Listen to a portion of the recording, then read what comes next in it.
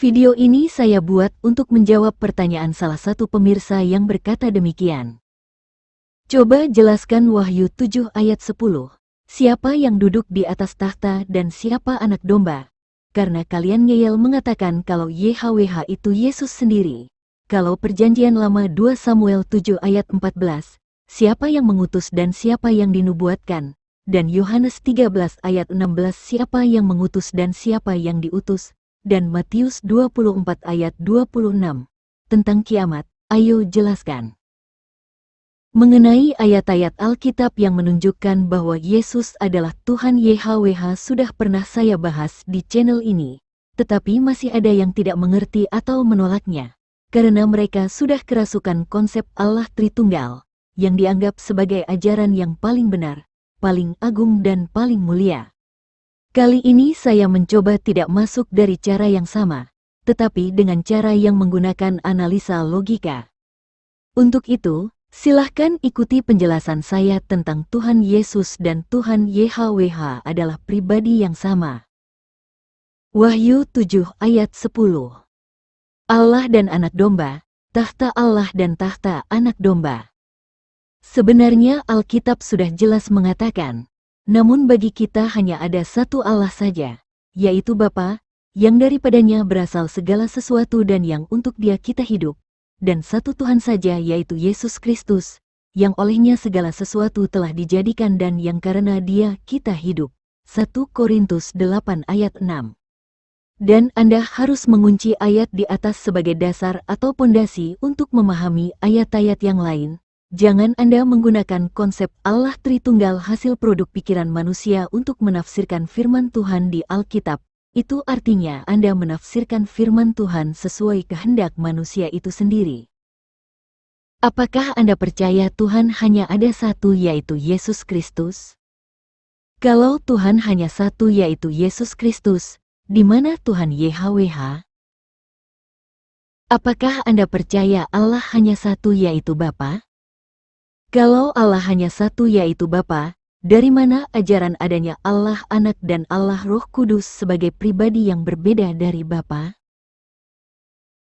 Kalau Tuhan hanya ada satu yaitu Yesus Kristus, tentulah Tuhan YHWH adalah Yesus itu, sebab Yesus sendiri berkata bahwa Ia datang dari Bapa, yaitu Tuhan YHWH. Jika Yesus disebut anak Allah, janganlah membayangkan Yesus seperti Salomo diperanakan Daud. Yesus disebut anak Allah adalah karena Ia berasal dari Allah, yaitu Allah yang datang ke dunia sebagai manusia. Yesus sebagai Allah tentu bukan pada saat Ia sebagai anak Allah atau manusia, tetapi ketika Ia ada di dalam Bapa, atau ketika Ia bersama-sama dengan Allah. Yohanes 1 ayat 1.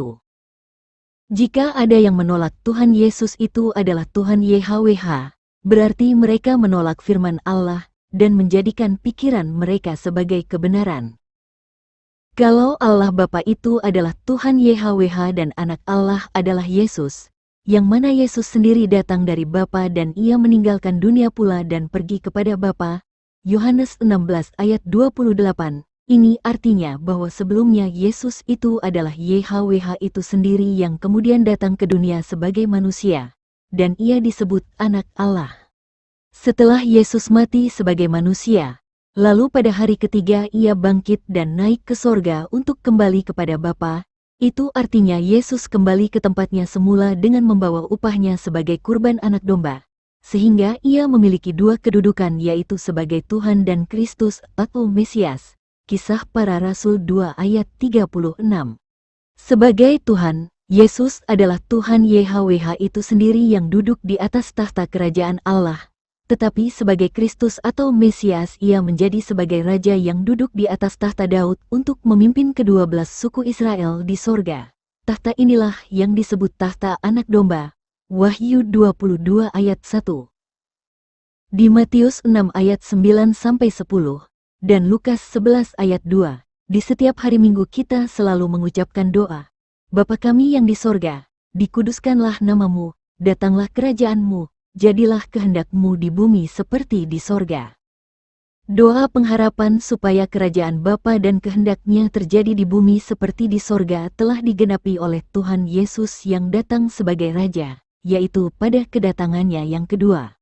Bukankah di Matius 28 ayat 18 Yesus berkata, "Kepadaku telah diberikan segala kuasa di sorga dan di bumi," adalah penggenapan dari doa Bapa kami? Kalau Bapa yaitu YHWH bukan Yesus, sedangkan kerajaan Bapa di bumi seperti di sorga sudah digenapi dalam nama Yesus, lalu kekuasaan dan kerajaan Tuhan YHWH itu kemana? Apakah dia menjadi pensiun? Yang ngeyel itu adalah kaum Trinitarian. Di 1 Korintus 8 ayat 6 sudah dikatakan bahwa Allah itu hanya satu yaitu Bapa, dan Tuhan itu juga hanya satu yaitu Yesus Kristus. Jika kaum Trinitarian beriman kepada ayat di atas, maka seharusnya kalian akan mengatakan, Tuhan Yesus adalah Tuhan YHWH, sebab Yesus datang dari YHWH. Yohanes 16 ayat 28, Yohanes 8 ayat 42, Yesus dan YHWH adalah satu, Yohanes 10 ayat 30, oleh karena itulah Tuhan hanya satu yaitu Yesus Kristus. Karena anak Allah bukan Bapa, sedangkan Allah hanya ada satu yaitu Bapa, tentu anak Allah bukan sebagai Allah, tetapi sebagai manusia. Mengapa para sarjana teologi dari kaum Trinitarian begitu sulit memahami ini? Allah hanya satu yaitu Bapa atau YHWH, dan Yesus datang atau keluar dari Bapa, dan datang ke dunia sebagai manusia, dan sebagai manusia Yesus disebut anak Allah. Dari kalimat di atas pun sudah terlihat bahwa pada mulanya Yesus bersama-sama dengan YHWH dan Yesus itu adalah YHWH. Yohanes 1 ayat 1, kalau di ayat aslinya disebut Allah, sedangkan Allah hanya ada satu yaitu Bapa.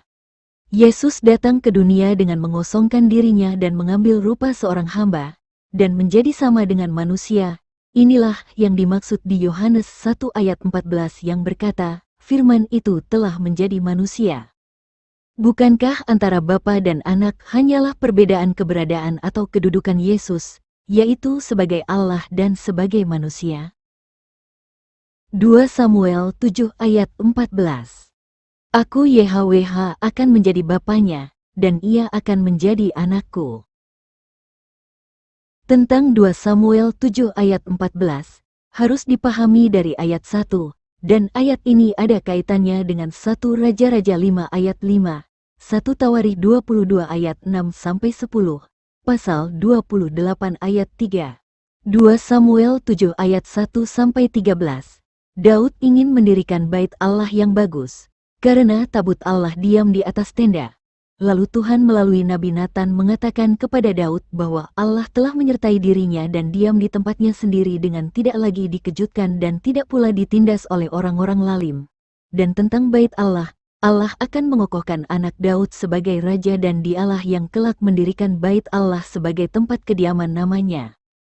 Selanjutnya ayat 14, Aku akan menjadi bapanya, dan ia akan menjadi anakku. Apabila ia melakukan kesalahan, maka aku akan menghukum dia dengan rotan yang dipakai orang dan dengan pukulan yang diberikan anak-anak manusia. Ia yang dimaksud di ayat 14 ini adalah Salomo, anak kandung Raja Daud, dan ia adalah gambaran dari Yesus yang disebut anak Daud yang membangun bait Allah dalam 3 hari, dan bait Allah yang lama dihancurkan. Di 1 Raja-Raja 5 ayat 4-5, Raja Salomo berkata, Tetapi sekarang, YHWH, Allahku, telah mengaruniakan keamanan kepadaku di mana-mana, tidak ada lagi lawan dan tidak ada lagi malapetaka menimpa. Dan ketahuilah, aku berpikir-pikir hendak mendirikan sebuah rumah bagi nama YHWH, Allahku, seperti yang dijanjikan YHWH kepada Daud, ayahku, demikian, anakmu yang hendak kududukan nanti di atas tahtamu menggantikan engkau, Dialah yang akan mendirikan rumah itu bagi namaku. Salomo memang menggambarkan Yesus yang akan mendirikan bait Allah, tetapi bukan berarti karena Salomo anak kandung Daud lalu Yesus juga anak kandung YHWH, dua pribadi yang berbeda. Tetapi artinya adalah Yesus akan muncul dari keturunan Daud sehingga ia disebut anak Daud. Kalau kita membaca 1 Tawarikh 22 ayat 6-10 dan pasal 28 ayat 3-7, alasan Allah mengapa bukan Daud yang mendirikan bait Allah tetapi harus anak kandungnya, adalah karena Daud sudah banyak menumpahkan darah musuh-musuhnya. Kalau cara analisanya sama, apakah Tuhan YHWH memiliki masalah, sehingga bait Allah yang akan datang harus dibangun oleh pribadi lain yang diperanakan oleh Tuhan YHWH? Bukankah di Keluaran 24 ayat 8 dikatakan bahwa yang mengadakan darah perjanjian adalah Tuhan YHWH, yang kemudian digenapi dalam nama Yesus? Musa berkata, kemudian Musa mengambil darah itu dan menyiramkannya pada bangsa itu serta berkata, inilah darah perjanjian yang diadakan YHWH dengan kamu, berdasarkan segala firman ini. Keluaran 24 ayat 8. Dari kitab Keluaran 24 ayat 8 ini saja sudah menunjukkan bahwa Yesus yang datang ke dunia sebagai kurban anak domba adalah Tuhan YHWH yang menggenapi darah perjanjian yang telah dinubuatkan Musa. Relasi Daud dan Salomo, Tuhan YHWH dan Yesus, jangan ditafsirkan secara literal. Kalau Yesus disebut Mesias dan Raja Israel Sorgawi dan ia disebut anak Allah, bukan berarti Raja Salomo anak Daud yang disebut Mesias Israel lahiriah, tetapi Raja Daud. Kalau Tuhan Juru Selamat bagi Israel lahiriah adalah YHWH, dan Tuhan Juru Selamat Israel rohaniah adalah Yesus, bukan berarti ada dua Tuhan yang berbeda. Kalau Yesus sebagai Mesias disebut anak YHWH, sebagai pribadi yang berbeda, seharusnya yang menjadi Mesias Israel adalah Raja Salomo anak Daud, bukan Daud, tetapi yang menjadi Mesias Israel adalah Daud sendiri, bukan anaknya. Kalau Israel rohaniah disebut keturunan Yesus, bukan berarti Israel lahiriah keturunan Salomo, tetapi keturunan Yakub. Kalau Yesus adalah bapa segala bangsa yang beriman, dan oleh Dia segala bangsa beroleh keselamatan hidup kekal, tetapi secara lahiriah Abrahamlah yang disebut bapa segala bangsa, bukan Salomo. Kalau yang menyelamatkan Israel rohaniah dari perbudakan dosa adalah Yesus, bukan berarti yang menyelamatkan Israel dari perbudakan Mesir oleh Salomo, tetapi melalui Musa. Yang ingin saya sampaikan di sini adalah, relasi antara YHWH dan Yesus jangan ditafsirkan seperti Daud memperanakan Salomo, dua pribadi yang berbeda, yang mana Daud lebih dahulu lahir daripada Salomo. Yesus sendiri adalah Alfa dan Omega, sudah ada sebelum dunia dijadikan, bahkan Yesuslah yang menjadikan segala sesuatu. Jika Yesus disebut anak Daud, diperanakan Tuhan YHWH dan ia disebut hambanya, adalah dari sisi kemanusiaannya, karena ia datang ke dunia sebagai manusia. Yesus sebagai manusia berasal dari roh YHWH, karena Yesus adalah Roh Kudus yang berinkarnasi menjadi manusia sehingga ia disebut kudus. Lukas 1 ayat 35. Lalu roh YHWH yaitu jiwanya, yang kita kenal dengan istilah firman-Nya kemudian berdiam di dalam Yesus. Matius 3 ayat 16, Matius 12 ayat 18. Yesus sendiri berkata roh Tuhan ada padaku. Lukas 4 ayat 18. Roh Kudus yang menjelma menjadi manusia, dan roh Allah turun dan berdiam atasnya. Inilah keseluruhan inkarnasi Tuhan YHWH yang datang sebagai manusia, sehingga Yesus disebut manusia yang turun dari sorga, anak Allah, karena ia berasal dari Allah, atau Allah menjadi manusia. Roh Kudus yang menjelma menjadi daging dan menyatu dengan darah manusia di dalam rahim Maria dan lahir sebagai manusia, sehingga ia disebut keturunan Daud atau anak Daud. Secara detail, kronologi Yesus datang dari Bapa dan kembali kepada Bapa adalah sebagai berikut. Pertama, Maria mengandung dari Roh Kudus dan melahirkan seorang anak laki-laki yang diberi nama Yesus. Pada usia 30 tahun Yesus dibaptis dan Roh Allah turun kepadanya. Sejak itulah Yesus mulai memberitakan Injil dan melayani. Menjelang kematian Yesus di kayu salib, Roh Allah keluar daripadanya dan Yesus berseru, Eli, Eli, lama sabachthani. Yesus bangkit dari kubur dan tidak ada mayat di dalam kubur.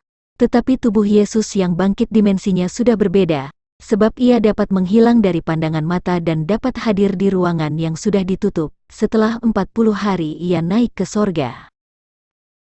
Jika ada pendeta yang mengatakan tubuh Yesus berasal dari Maria, saya berani mengatakan pendeta itu adalah orang bodoh yang tidak mengerti firman Allah. Jika tubuh Yesus disebut roti hidup yang turun dari sorga, bagaimana logikanya tubuh Yesus disebut dari Maria? Jika Yesus adalah firman Allah yang telah menjadi manusia, bagaimana logikanya tubuh Yesus berasal dari Maria? Jika Yesus adalah hidup kekal itu, bagaimana logikanya tubuh Yesus berasal dari Maria, keturunan Adam yang mengenakan tubuh alamiah yang dapat binasa dan yang diciptakan dari debu tanah? Selanjutnya tolong dibaca 1 Korintus 15 ayat 45-48, dan mungkin masih ada yang lain. Kita sendiri mengimani jika segala sesuatu diciptakan melalui firman-Nya, dan firman itu sendiri ada di dalam Bapa, sehingga kita mengatakan Yesus itu adalah firman Allah, bukan pribadi yang lain. Yesus sendiri mengaku bahwa ia adalah yang awal dan yang akhir yang sama dengan Tuhan YHWH. Kalau Anda membayangkan relasi YHWH dan Yesus seperti Daud memperanakan Salomo, jelas keliru, sebab Daud lebih tua dari Salomo. Yesus sendiri mengaku kalau ia adalah raja di atas segala raja dan tuan di atas segala tuan. Bukankah Tuhan YHWH itu adalah Raja Israel dan sebagai tuan, kalau pribadinya berbeda? Apakah Yesus raja di atas Tuhan YHWH? Yesus sendiri adalah pribadi yang ada di atas segala sesuatu, sebab ia adalah Allah. Roma 9 ayat 5. Allah yang dimaksud tentu adalah Allah Israel, Tuhan YHWH. Sebab Allah hanya satu, yaitu Bapa. Dengan demikian, Anda tidak bisa memisahkan Bapa dengan Yesus sebagai pribadi-pribadi yang berbeda. Sebab Yesus ada di dalam Bapa dan Bapa bekerja melalui Yesus. Sebab pribadi Bapa itu adalah Yesus, dan Bapa itu adalah keberadaan Yesus sebagai Allah atau Yang Maha Kuasa. Bapa mengutus Anak. Pengertian utusan berdasarkan Kamus Bahasa Indonesia, yaitu: pertama, orang yang disuruh atau ditugasi untuk menyampaikan sesuatu, atau menjadi penghubung, kurir, suruhan. Kedua, orang yang diutus, atau yang ditugasi untuk mewakili, atau duta. Ketiga, orang yang diutus oleh Allah untuk menyampaikan wahyu kepada umat manusia, atau disebut sebagai rasul. Utusan diperlukan karena beda tempat, beda negara atau beda alam. Allah adalah roh, dan manusia itu daging, beda wujud. Kerajaan Allah ada di dalam sorga dan manusia itu ada di dalam kerajaan dunia, di alam materi, dan berbeda alam. Sehingga, ketika Allah datang ke dunia, ia harus keluar dari dalam kerajaannya, dan masuk ke dalam kerajaan dunia di mana iblis berkuasa. Karena alamnya sudah berbeda, dari alam roh menuju daging, dan berbeda kekuasaan, dari sorga ke dalam dunia, maka Allah datang ke dunia bukan sebagai raja, tetapi sebagai manusia untuk menggenapi darah perjanjian, sehingga ia menanggalkan kekuasaannya sebagai Allah dan datang ke dunia sebagai manusia. Sebagai manusia, Yesus datang untuk melakukan kehendak Allah di dunia, bukan kehendaknya sendiri sebagai manusia. Sehingga dalam hal ini, sebagai manusia ia datang untuk melakukan kehendak Allah dari sorga. Maka Yesus itu disebut utusan Allah. Sebagaimana saya pernah memberikan perumpamaan tentang seseorang bernama A, yang hendak mencuri uang, lalu seseorang itu melakukannya dalam wujud babi. Antara wujud asli sebagai manusia dan ketika melakukannya dalam wujud babi, babi tersebut dapat disebut sebagai utusan, karena sebagai babi ia hanya melakukan kehendaknya ketika sebagai manusia. Sebagai babi ia tidak membutuhkan uang, sebab uang hanya dibutuhkan dan digunakan oleh manusia.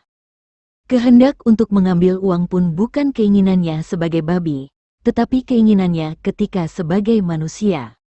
Karena niat dan tujuan berasal pada saat dirinya sebagai manusia dan dilakukan dalam wujud babi, maka babi itu dapat disebut sebagai utusan orang yang bernama A, pribadi yang sama tetapi dalam wujud yang berbeda. Di dalam dunia supranatural pun saya pernah melihat di salah satu channel di YouTube, yang mana ada seorang diundang oleh jin ikut ke alamnya. Tetapi tubuh seseorang itu tinggal di alam manusia dan yang dibawa ke alam jin hanya sukmanya. Sukma seseorang itu adalah perwakilan dirinya, atau utusan dirinya sebagai manusia di alam jin untuk melakukan kehendaknya sebagai manusia. Pribadinya satu tetapi beda wujud karena beda alam. Bapa dan anak adalah kiasan yang digunakan Yesus ketika ia datang ke dunia sebagai manusia. Karena apa yang dilakukan Yesus di dunia, di luar kerajaannya adalah kehendaknya ketika sebagai Allah, bukan kehendaknya sebagai manusia, sehingga ia menyebut dirinya sebagai utusan Bapa di dunia, atau untuk melakukan kehendak Bapa. Istilah Allah Anak dan Allah Roh Kudus adalah paham yang berasal dari roh antikristus yang menjadikan kita tidak mengenal siapa Kristus, yang sebenarnya dia adalah Allah Bapa itu sendiri, YHWH, Tuhan semesta alam. Alkitab sudah mengatakan bahwa Allah hanya satu yaitu Bapa, dan Tuhan pun hanya satu yaitu Yesus, sebab Tuhan Yesus adalah Tuhan YHWH itu sendiri, Allah Israel. Jika paham Tritunggal menolak Yesus adalah Bapa itu sendiri, berarti Yesus pun bukan Tuhan YHWH sehingga Tuhan pun bukan hanya satu tetapi ada dua. Karena Tuhan hanya satu, lalu muncullah pemahaman baru jika Tuhan YHWH lah Tuhan dan Allah, sedangkan Yesus hanya sebatas jalan atau pengantara, bahkan Yesus dianggap hanya salah satu jalan menuju Allah. Padahal sudah dikatakan bahwa Yesuslah hidup kekal itu, dan penguasa di sorga dan di bumi. Jikalau tanpa Yesus, apakah ada hidup yang kekal di tempat lain di luar sorga dan bumi di mana Yesus sebagai Raja yang berkuasa? Kalau di Alkitab ada tertulis kata Allah, tentu maksudnya adalah Bapa, sebab Allah itu hanya ada satu yaitu Bapa, tidak ada Allah Anak dan tidak ada Allah Roh Kudus. Roh Kudus itu pun adalah roh Allah sendiri yang ada di dalam dia, dan tidak ada Allah tanpa Roh Kudus. Jika demikian, bagaimana logikanya Anda memisahkan Roh Kudus dengan Allah sebagai pribadi-pribadi yang berbeda? Jika Allah Anak dan Allah Roh Kudus hanya ada di paham Trinitarian, yang mana yang harus Anda imani, firman Allah di Alkitab atau pengajaran pendeta-pendeta Trinitarian yang telah disesatkan oleh konsep Tritunggalnya, yang dibumbui dengan sebutan Allah Tritunggal Maha Kudus untuk menyesatkan Anda? Yohanes 13 ayat 16 dan Yohanes 14 ayat 28. Anak lebih rendah dari Bapa. Sebagai anak Allah, Yesus tentu lebih rendah dari Bapa, karena anak Allah adalah sebagai manusia dan Bapa adalah Allah. Yohanes 13 ayat 16. Aku berkata kepadamu, sesungguhnya seorang hamba tidaklah lebih tinggi daripada tuannya, ataupun seorang utusan daripada dia yang mengutusnya. Yohanes 14 ayat 28. Kamu telah mendengar bahwa aku telah berkata kepadamu, aku pergi, tetapi aku datang kembali kepadamu. Sekiranya kamu mengasihi aku, kamu tentu akan bersukacita karena aku pergi kepada Bapa-Ku, sebab Bapa lebih besar daripada aku. Di Filipi 2 ayat 6-7 pun sudah dikatakan, yang walaupun dalam rupa Allah, tidak menganggap kesetaraan dengan Allah itu sebagai milik yang harus dipertahankan, melainkan telah mengosongkan dirinya sendiri, dan mengambil rupa seorang hamba, dan menjadi sama dengan manusia. Dari sejak awal saya sudah mengatakan bahwa sebagai anak Allah, Yesus adalah manusia, bukan sebagai Allah. Dan ketika Yesus sebagai manusia tentu lebih rendah dari Bapa. Yang mengatakan anak Allah adalah Allah berasal dari kaum Trinitarian, bukan saya. Sehingga yang harus dipertanyakan adalah kaum Trinitarian. Tetapi jangan salah, kalau ada saatnya Yesus keluar dari Bapa dan datang ke dunia sebagai manusia, maka ada pula saatnya Yesus kembali kepada Bapa. Dan inilah yang disebut firman itu bersama-sama dengan Allah dan firman itu adalah Allah. Dan di Yohanes 16 ayat 28b, Yesus berkata, Aku meninggalkan dunia pula dan pergi kepada Bapa. Ketika Yesus telah kembali kepada Bapa, atau ia telah bersama-sama dengan Bapa, apakah status Yesus masih sebagai anak Allah? Bukankah di Yohanes 1 ayat 1 telah dikatakan, pada mulanya adalah firman, Firman itu bersama-sama dengan Allah dan firman itu adalah Allah. Jika Yesus telah bersama-sama dengan Bapa, berdasarkan Yohanes 1 ayat 1 ini, bukankah Yesus itu adalah Bapa? Apakah kaum Trinitarian dapat mengerti penjelasan saya untuk firman Tuhan di atas?